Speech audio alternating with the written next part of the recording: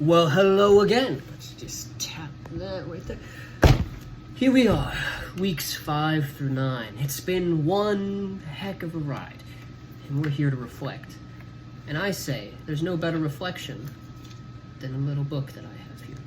So, in my last reflection, I talked about how humanity's struggle to survive was slowly evolving into increasing the quality of life. In this reflection, I'm going to talk about how now the quality of life has increased to becoming a worldwide community. As the human race now has comfortable things and rights, we have to look to what's really next to do. I guess as a race, we've decided that the next best thing to do is determine which country is the best, because we're going to be talking about imperialism, globalization, and all the wars that happen because of it.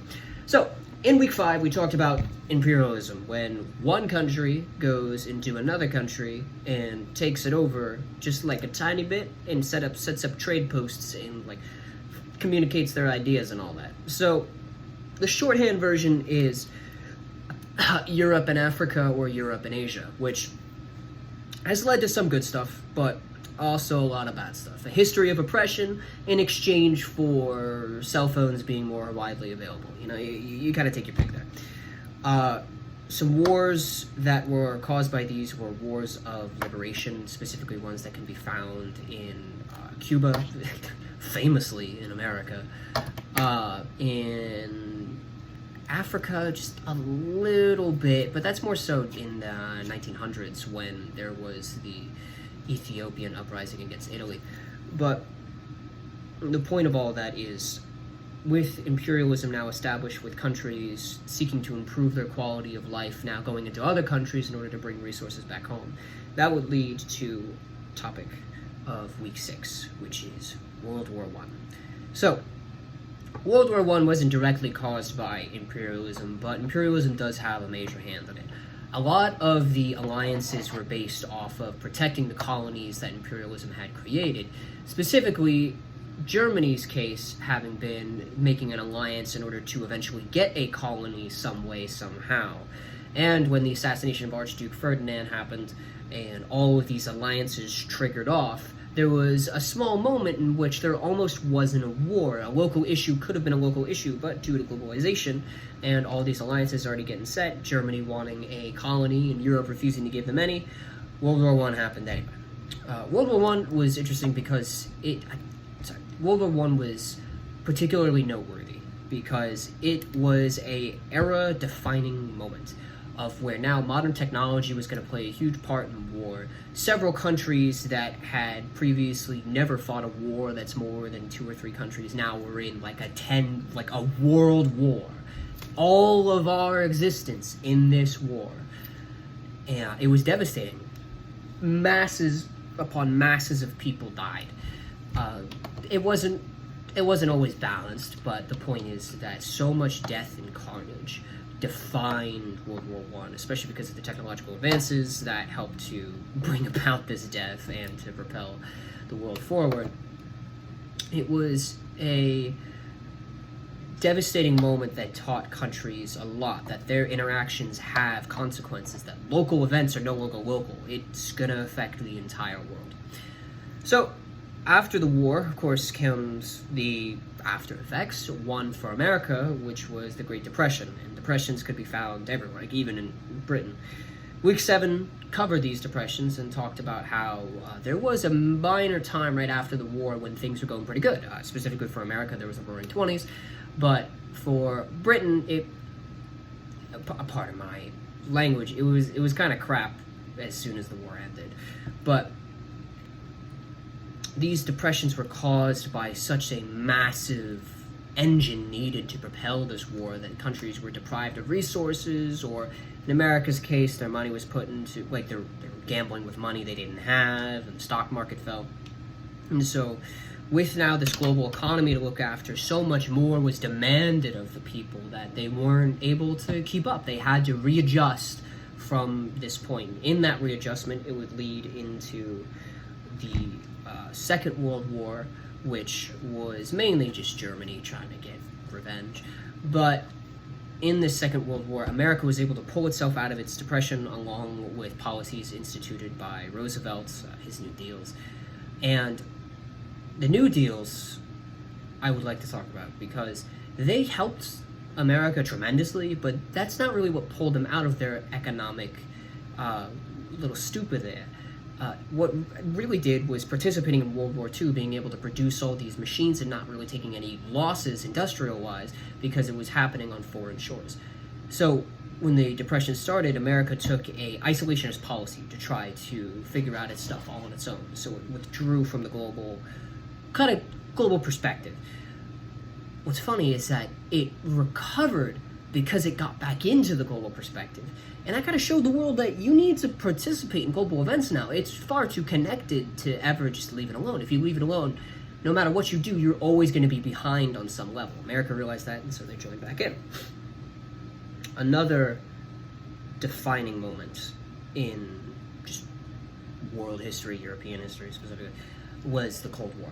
The Cold War was the first real war to affect the entire globe beyond World War II, but it was one of ideology. There wasn't really that much bloodshed, so to speak, or at least formal bloodshed. No countries formally declared war on each other. It was seen by many as American capitalism versus Russian communism.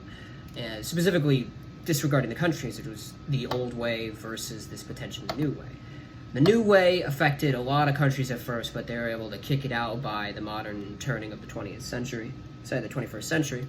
But within that time period where the Cold War was happening, a lot of people reverted back in history of where they had to fight to survive. The struggle was there, that they just wanted something that would be able to propel them into having a better standard of life.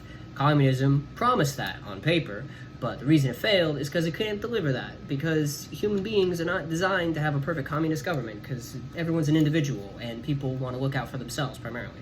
So after the Cold War, you had history had an explosion of movements that were able to reinvigorate quality of life after being set all the way from the bar again. We had communication, quality of life was okay, but the struggle to survive suddenly became more imperative as the quality of life brought the struggle to survive from I need food to I need rights. And so as this new time was invigorated, the second sex movement came in, feminism, civil rights, gay rights, that other flag, all of these groups rightfully wanted the rights and privileges that the rest of society had, to be treated as equals. And so the 21st century saw the 20th century saw just a plethora of quality of life improvements. I'm so sorry, my family keeps texting me. These quality of life improvements helped to, of course, make life better, but to communicate ideas across the globe. And speaking of globe, we come to this week, which is globalization. So, globalization has many positives and many benefits, but because we're talking about specifically within our work, I won't go too into it. I believe globalization is a good thing because it goes for the biggest positive. Although it also has the biggest negative, I believe that whatever has the right intentions to go on the right track, that possibility of that greatness, it's so worth reaching out and grabbing than staying stagnant and slowly getting worse as time goes on. I believe my classmate Bjorn said in this week's discussion that globalization turns these large-scale conflicts, these small-scale events into large-scale conflicts, and talks about how disease can spread easier, but he also mentioned that, I agree, with women's rights in countries where there isn't any now is able to be reached because of this information. People are saying, hey, I want that. They have that. Why can't we have that here? And so, to conclude on my recap analysis kind of thoughts, what I'm taking away from all of this is that there are patterns in history for a reason, because as we make another leap, as we achieve a goal, there's always something better to come to. As quality of life improves, the standard of what it means to survive also improves. So the standard of survival always drive us forward in order to make better and better improvements. Who knows, maybe in 200 years, a universal, like a human right will be considered right to communication, such as like a phone or a computer, because the quality of life had gotten that good. But other than that, I would say my closing remarks be war and conflict with increased communication is going to happen. As more people put their voice in, more people are going to agree, more people are going to disagree. The more numbers you add in, the more complicated an issue gets. And these issues defined the reflections that, these issues define the weeks that you've taught us in. There was an increase in wars, increase in power grabbing, and just general human badness, I guess. But people should be added to the equation. Everyone deserves a voice to be more than just a number, even if it's only a little bit more. And so navigating these is always going to be a struggle, and through struggle, often humans as a species will fight each other. But these fights always end, and someone will come out on top. And with that someone comes out on top, just hope it's the good guys. So I know that kind of got off a little weirdly at the end, but yeah, I believe that should conclude everything. So thank you so much for tuning in. I hope you enjoyed your time, and thank you for your time. Right. Bye-bye.